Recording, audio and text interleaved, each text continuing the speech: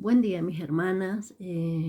Siguiendo los estudios que estamos viendo acerca de las iglesias de Apocalipsis, a mí me ha tocado la cuarta iglesia, que es la iglesia de Tiatira.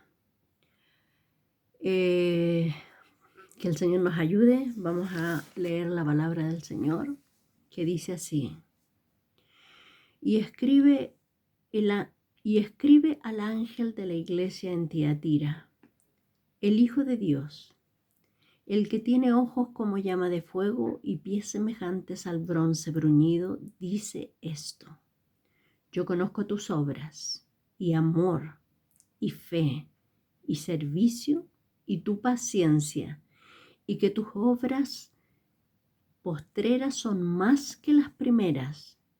Pero tengo unas pocas cosas contra ti, que toleras a esa mujer Jezabel, que se dice profetiza, enseñe y seduzca a mis siervos a fornicar y a comer cosas sacrificadas a los ídolos.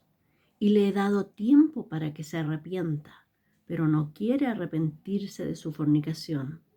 He aquí yo la arrojo en cama y en gran tribulación a los que con ella adulteran, si no se arrepienten de las obras de ella.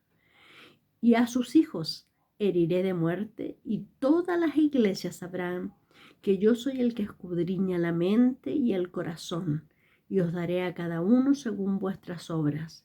Pero a vosotros y a los demás que están en Tiatira, a cuantos no tienen esa doctrina y no han conocido lo que ellos llaman las profundidades de Satanás, yo os digo, no os impondré otra carga. Pero lo que tenéis, retenedlo hasta que yo venga. Al que venciere y guardare mis obras hasta el fin, yo le daré autoridad sobre las naciones, y las regirá con vara de hierro, y serán quebradas como vaso de alfarero, como yo también la he recibido de mi Padre. Y le daré la estrella de la mañana. El que tiene oído, oiga lo que el Espíritu dice a las iglesias. Como estábamos viendo en las otras iglesias, las iglesias de Apocalipsis pueden representar etapas, tiempos, eh, circunstancias en las que estaban viviendo las iglesias. Aquí entonces está la iglesia de Tiatira. La iglesia de Tiatira tiene el nombre como de la iglesia tolerante, la iglesia permisiva, ¿ya? Tiatira, su significado es sacrificio continuo. Esta iglesia estaba ubicada en una ciudad de Asia Menor, entre Lidia y Misia. Las otras iglesias de las que han hablado las hermanas eran iglesias, eran ciudades grandes. Esta es una ciudad pequeña, pero estaba en un tipo de valle y además era de fácil acceso porque estaba en todas las rutas comerciales, ¿ya? De ella podían salir a todas las rutas comerciales, ¿ya? Ahora, actualmente esto es Turquía y una ciudad que se llama Akhisar, ¿ya? En donde hasta el día de hoy se venden las mejores alfombras, ¿ya? En ese tiempo era una ciudad de mucho comercio, ¿ya? Era como un gran centro comercial. Ahí habían vendedores de lino, de lana, habían fábricas de ropa, tintoreros, talabarteros, alfareros, artesanos en bronce. O sea, había todo lo que usted se podría imaginar, ¿ya? Eh, Además, tenía una característica especial. Solamente ahí se tenían, en la tintorería que tenían, los tintoreros tenían un rojo Turquía que se llama, que era el único lugar donde se hacía este rojo, este teñido en este rojo, que lo hacían basado en una tintura púrpura que se hacía basada en una raíz de una raíz de un arbusto, ¿ya? Y raíz rubia se llamaba, ¿ya?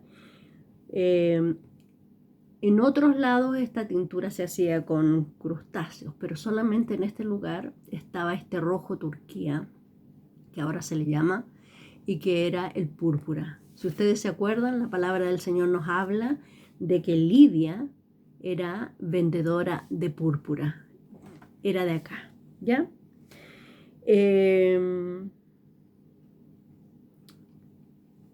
Esta ciudad, como decíamos, tenía mucho artesanía, mucho comercio, pero además tenía la característica, hermana, de que todos los comerciantes estaban en gremios, estaban organizados en gremios, ¿ya? Y estos gremios tenía cada gremio tenía un dios. Y todo lo que ellos hacían y ofrecían era a sus dioses. Entonces, para los cristianos de ese tiempo era difícil ingresar a participar en estos gremios porque todo era ofrecido a los dioses y hacían grandes fiestas y grandes banquetes a sus dioses, y estos banquetes generalmente terminaban en algo sexual, en una orgía sexual, ¿ya? Estos cristianos de aquí, de Tiatira, no eran perseguidos. Sin embargo, tenían este problema de que tenían, para poder tener, ¿cómo pudiéramos decir? Para poder obtener recursos económicos, tenían que inscribirse en estos gremios. Entonces, de repente, la iglesia le era complicado. Mire, a pesar de todo eso, el Señor nos dice aquí en su palabra que esta iglesia tenía, yo conozco tus obras, le dice, amor, fe, servicio, paciencia, y que tus obras postreras son mayor que las primeras. Esta iglesia estaba establecida allí, ¿ya? Y el Señor se presenta, mire cómo se presenta a esta iglesia, dice el Hijo de Dios, dice, escribe al ángel de la iglesia en Tiatira, el Hijo de Dios, el Hijo de Dios, para resaltar su divinidad. De algún modo quería hacerles notar que Él era el único Dios, ¿ya? El Hijo de Dios. No les está hablando cualquiera, les está hablando el Hijo de Dios. Y después dice, en su presentación dice, el que tiene ojos como llama de fuego, o sea, el que es capaz de penetrar en lo profundo, el que sabe todo, al que no pueden aparentar lo que no son, que Él conoce el corazón de todos, ¿ya? Y después dice, y además dice, pies semejantes al bronce bruñido. Seguramente porque había artesanos también allí de bronce para hacerse entender también, y también para mostrarle que Él estaba firme, ¿ya? Nos dice pies de bronce bruñido, o sea, resaltante. Sus pies estaban firmes, estaban anclados, estaban firmes. Su autoridad, su firmeza, ¿ya? Su estabilidad era firme y de bronce bruñido que brillaba, ¿ya? Divino, ¿ya? Entonces así se presenta el Señor. Les dice, yo soy Dios. yo lo sé todo y yo estoy firme. A mí no me pueden sacar como otros, relegar, ¿ya? Esa es su presentación. Y después le dice, también hay una acusación o una reprensión. Le dice, tengo unas pocas cosas contra ti, que toleras a esa mujer Jezabel. Aquí cuando nombra a Jezabel no es que fuera la misma Jezabel del Antiguo Testamento, pero era alguien que hacía lo mismo. Jezabel, ustedes saben, se casó con Acab, cierto rey de Israel, y llevó al pueblo del Señor a la idolatría. Ella tenía 450 profetas de ella, paganos, idólatras, y hacía que el pueblo se fuese en pos de Baal, de tal manera que cuando Elías desafió a estos profetas en Primera de Reyes 19, les dice, ¿hasta cuándo claudicarán entre dos pensamientos? O sea, le dice, ¿hasta cuándo? Otra versión dice, ¿hasta cuándo van a cojear de ambos pies? O sea, estaban con un pie en un lado y estaban con el pie en el otro. Si Baal es Dios, síganlos, le dice. Pero si Jehová es Dios, síganlo a él. Y demostró el Señor que él era Dios y que Baal no es nada. ¿Ya? Entonces, esta mujer, este espíritu de esta mujer, Jezabel, estaba inmerso en la iglesia. Eso es lo más terrible. Porque si vemos, por ejemplo, las cosas que usaba el enemigo para las otras iglesias, estaban fuera, hermanas. Pero aquí esta mujer se había introducido dentro de la iglesia. O sea, podemos pensar, dice, que se dice profetiza. Ya estaba dentro de la iglesia, se dice profetiza. Enseñe y seduzca a mis siervos a fornicar y a comer cosas sacrificadas a los ídolos. O sea, los seducía, había un adulterio espiritual. ¿Cómo, cómo se introdujo esta mujer que seguramente no tenía nada de claro los principios ni las doctrinas del Señor, ni la santidad que se le debe a nuestro Dios, ni la honra, y estaba adentro de la iglesia, haciéndose pasar por profetisa, porque dice, que se dice profetisa, ¿ya? O sea, era una mentirosa, ¿ya? Que enseña, amada, enseñaba, aún sin tener que enseñaba cosas humanas, cosas que no eran del Señor.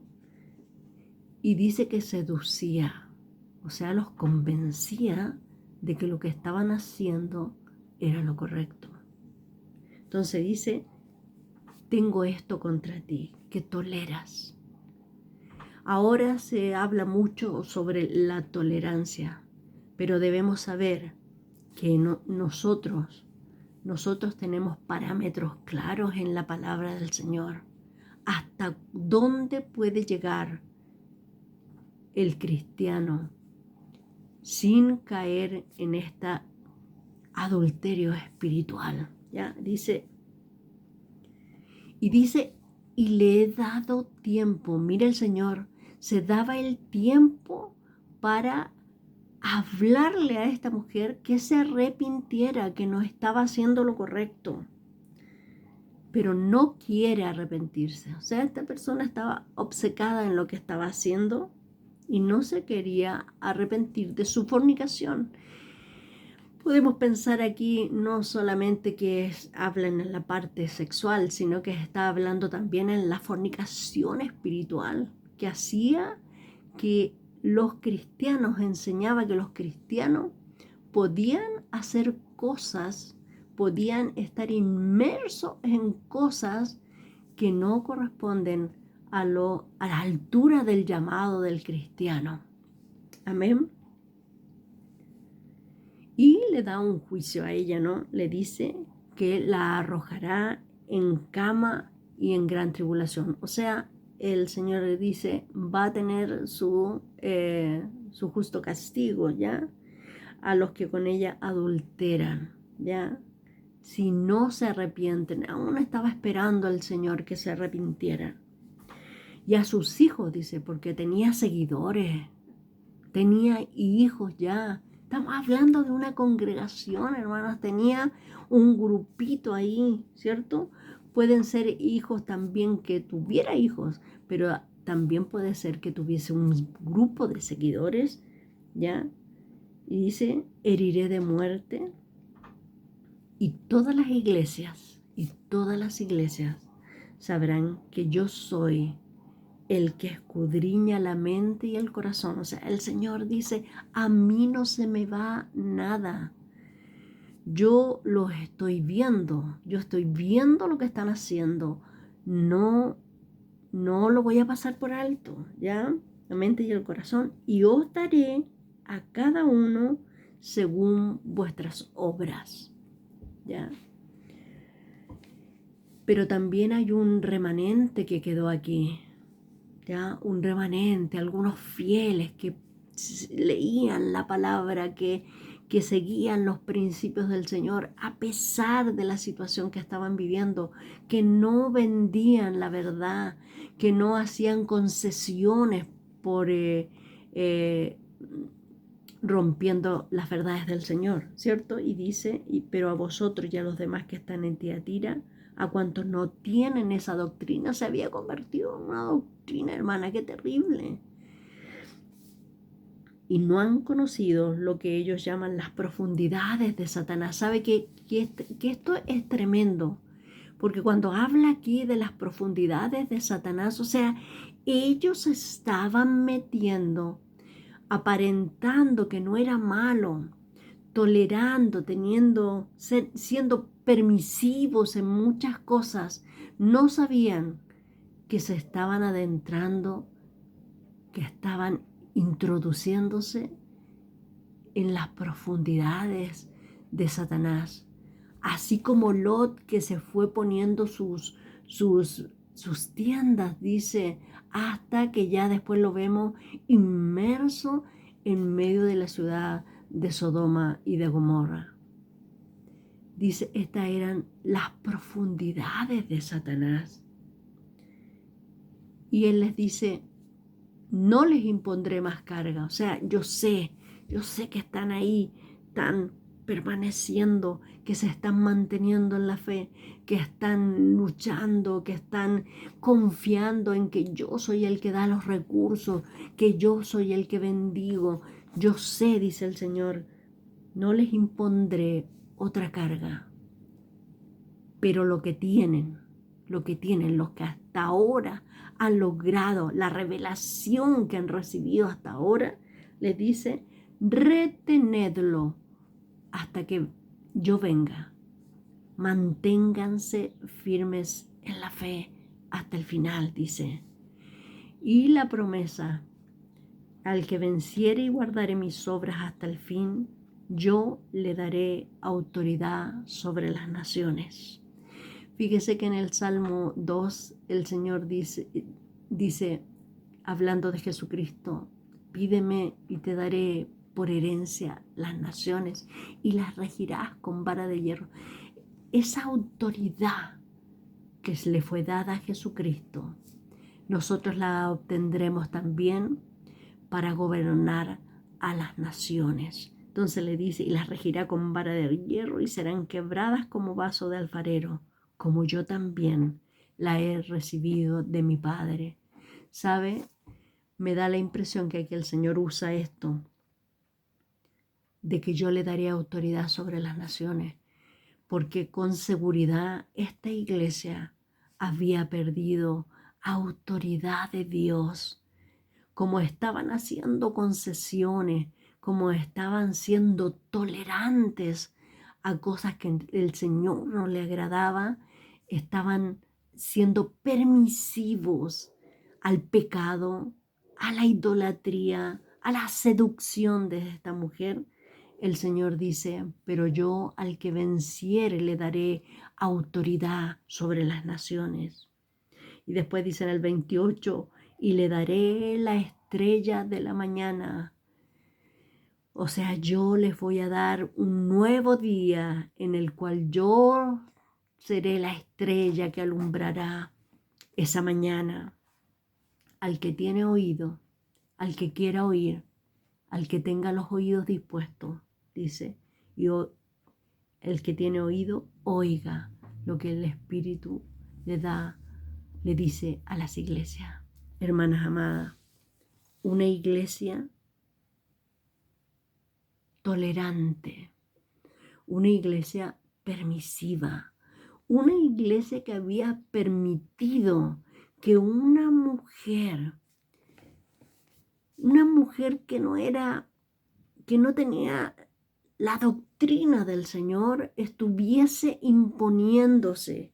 Mire, de tal manera que profetizaba, hermana, y como ellos estaban tan inmersos en esto, profetizaba y enseñaba, dice, y seducía, o sea, tenía un poder, tenía una doctrina, yo le puse aquí, un espíritu controlador, de manipulación, a lo mejor de modernismo. No, si tenemos que modernizar a la iglesia, tenemos que modernizar, a lo mejor usando métodos distintos, pero que el Señor los miraba y que el Señor decía, no me agradan, me desagradan. Esto me desagrada. Que el Señor nos ayude, amadas hermanas, a escudriñar bien la palabra para que nada, aunque sea, mire, esta iglesia no recibió persecución de afuera ni problemas de afuera. Esta iglesia tenía la situación dentro, hermana. Por eso que es importante que nosotros conozcamos la palabra del Señor, permanezcamos en los principios del Señor, para que nada, ni de adentro ni de afuera, pueda seducirnos. Que el Señor nos ayude a estar con las antenas prendidas, alerta, en un estado de alerta, sobre todo en este tiempo, en un estado de alerta, para no permitir que dentro de nuestras iglesias puedan introducirse doctrinas perniciosas y doctrinas que desagradaban a Dios. Era tal la maldad de esta mujer, era tal el espíritu que tenía, que estaba seduciendo a los hijos del Señor. Por eso el Señor también les dijo, le he dado tiempo para arrepentirse, pero viene juicio sobre ella. No ha querido hacerlo, viene juicio sobre ella. Amadas hermanas, tiempos difíciles, tiempos peligrosos. Esta iglesia de Tiatira nos enseña que no toleremos las falsas doctrinas, no toleremos doctrinas que vienen incluso de adentro, que examinemos, que conozcamos los principios del Señor a través de la palabra y seamos escudriñadores. ¿Agradará esto al Señor? ¿Complacerá al Señor lo que estamos haciendo? ¿Es correcto delante del Señor? Esta iglesia tenía un remanente que lo estaba guardando, pero había un grupo que había sido seducido por esta otra doctrina. Que el Señor nos ayude, nos bendiga y nos dé la fortaleza y nos dé el deseo de siempre honrarle en todo momento y en todo tiempo y agradarle a Él por sobre todas las cosas. Él es digno, hermana. Él es digno de recibir toda honra, toda gloria y toda alabanza.